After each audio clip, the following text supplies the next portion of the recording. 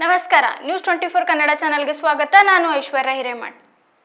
2023ರ ವಿಧಾನಸಭಾ ಚುನಾವಣೆಯಲ್ಲಿ ಕುರುಬ ಸಮಾಜ ಹಾಗೂ ಅಹಿಂದ ವರ್ಗಗಳು 80%ನಷ್ಟು ಜನರು ಕಾಂಗ್ರೆಸ್ ಪಕ್ಷಕ್ಕೆ ಮತ ನೀಡಿರುವುದ ಕಾರಣದಿಂದಾಗಿಯೇ ಕಾಂಗ್ರೆಸ್ ಪಕ್ಷ ಅಧಿಕಾರಕ್ಕೆ ಬಂದಿದೆ. ಆದ್ದರಿಂದಲೇ ಮುಂದಿನ 5 ವರ್ಷಗಳ ಕಾಲ ಸಿದ್ದರಾಮಯ್ಯನವರೇ ಮುಖ್ಯಮಂತ್ರಿ ಆಗಿರಬೇಕೆಂದು ಕರ್ನಾಟಕ ಕುರುಬ ಸಂಘಗಳು ಆಗ್ರಹಿಸಿವೆ. ನಾನು ಕಲಬುರಗಿ ಜಿಲ್ಲಾ ಕುರುಬ ಗೊಂಡ ಸಂಘದ ಅಧ್ಯಕ್ಷ ಗುರುನಾಥ್ ಪೂಜಾರಿ, ನನ್ನ ಜೊತೆಗೆ ಉಪಾಧ್ಯಕ್ಷರಾಗಿರುವಂಥ ನಾಗೇಂದ್ರಪ್ಪ ಪೂಜಾರಿ ವಕೀಲರವರಿದ್ದಾರೆ. ಏನು ಇವತ್ತು ಪತ್ರಿಕಾಗೋಷ್ಠಿ ಮಾಡಿದ್ದೇವೆ ಅಂತಂದರೆ, ಕರ್ನಾಟಕ ಪ್ರದೇಶ ಕುರುಬರ ಸಂಘ ಗಾಂಧಿನಗರ ಬೆಂಗಳೂರು ವತಿಯಿಂದ 28/11/2025ರಂದು ತುರ್ತು ಸಭೆಯನ್ನು ಕರೆದಿದ್ದು ಅಂತ. ಯಾಕೆ ಈ ತುರ್ತು ಸಭೆ ಕರೆದಿದ್ರು ಅಂತಂದರೆ, ಸುಮಾರು 1 ತಿಂಗಳ ಪರ್ಯಂತರವಾಗಿ ಪತ್ರಿಕೆಗಳಲ್ಲಿ, ಟಿವಿಗಳಲ್ಲಿ 30 ತಿಂಗಳ ಅವಧಿಗೆ ಸಿದ್ದರಾಮಯ್ಯ, 30 ತಿಂಗಳಿಗೆ ಸಿದ್ದರಾಮಯ್ಯ ಅಂತಕ್ಕಂಥ ಒಂದು ಏನು ಶೀರ್ಷಿಕೆ ಬರ್ತಾಯಿತ್ತು, ಅದನ್ನು ಖಂಡಿಸಲಿಕ್ಕೆ, ಅದನ್ನು ವಿರೋಧಿಸಲಿಕ್ಕೆ ಯಾವುದೇ ಕಾರಣಕ್ಕೂ ಸಿದ್ದರಾಮಯ್ಯವರು 5 ವರ್ಷ ಇರಲೇಬೇಕು ಅಂತಕ್ಕಂಥ ಆಗ್ರಹವನ್ನು ಇವತ್ತು ತಮ್ಮ ಮುಖಾಂತರ ನಾವು ಮಾಡ್ತಾಯಿದ್ದೀವಿ.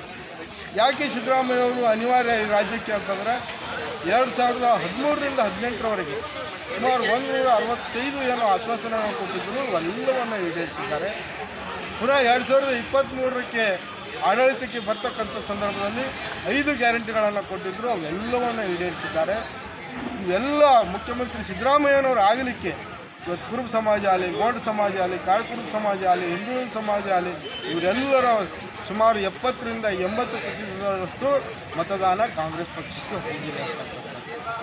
ಇಷ್ಟೆಲ್ಲ ಆದ್ರೂ ಸಹ ಹೈಕಮಾಂಡು 5 ವರ್ಷ ಸಿದ್ದರಾಮಯ್ಯನವರೇ ಅಂತಕ್ಕಂಥ ಮಾತನ್ನು ಹೇಳ್ತಾ ಇಲ್ಲ, ಅದನ್ನು ಖಂಡಿಸಲಿಕ್ಕೆ ಬಂದಿದ್ದೇವೆ ಅಂತಕ್ಕಂಥದ್ದು. ಈ ಕೂಡಲೇ ರಾಷ್ಟ್ರೀಯ ಅಧ್ಯಕ್ಷರಾಗಿರುವಂಥ ಡಾಕ್ಟರ್ ಮಲ್ಲಿಕಾರ್ಜುನ ಖರ್ಗೆ ಸಾಹೇಬರು, ರಾಹುಲ್ ಗಾಂಧಿ ಸಾಹೇಬರು, ಸೋನಿಯಾ ಗಾಂಧಿ ಮೇಡಮ್ ಅವರು, ಸರ್ಜಾವಾಲಾ ಅವರು ಕೂಡಲೇ 4-5 ದಿವಸದಲ್ಲಿ ಇವತ್ತು ಸಿದ್ದರಾಮಯ್ಯವರೇ 5 ವರ್ಷ ಸಂಪೂರ್ಣವಾಗಿ ಇರ್ತಾರೆ ಅಂತಕ್ಕಂಥ ಒಂದು ಆಶ್ವಾಸನೆ ಕೊಡಬೇಕು.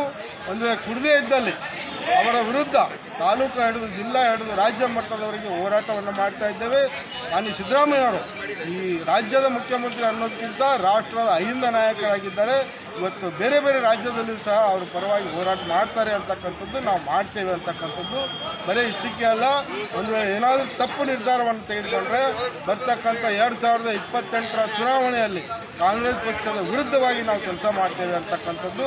ಇವೆಲ್ಲವನ್ನು ಗಮನದಲ್ಲಿಟ್ಕೊಂಡು ಕೂಡಲೇ ಮಾನ್ಯ ಮುಖ್ಯಮಂತ್ರಿಗಳಾಗಿರುವಂಥ ಸಿದ್ದರಾಮಯ್ಯರು 5 ವರ್ಷ ಇರಲೇಬೇಕು ಅಂತಕ್ಕಂಥ ಆಗ್ರಹವನ್ನು ಮಾಡ್ತಾ ಇದ್ದೀವಿ. ಈಗ ಒಂದು 4-5 ದಿವಸದೊಳಗೆ ಹೈಕಮಾಂಡದ ಆದೇಶವನ್ನು ನಾವು ನಿರೀಕ್ಷೆ ಮಾಡ್ತಾ ಇದ್ದೀವಿ. 5 ವರ್ಷ ಸಂಪೂರ್ಣವಾಗಿ ಸಿದ್ದರಾಮಯ್ಯನವರೇ ಅಂತಕ್ಕಂಥದ್ದು ಆದೇಶ 100% ಬರ್ತದೆ ಅಂತಕ್ಕಂಥದ್ದು.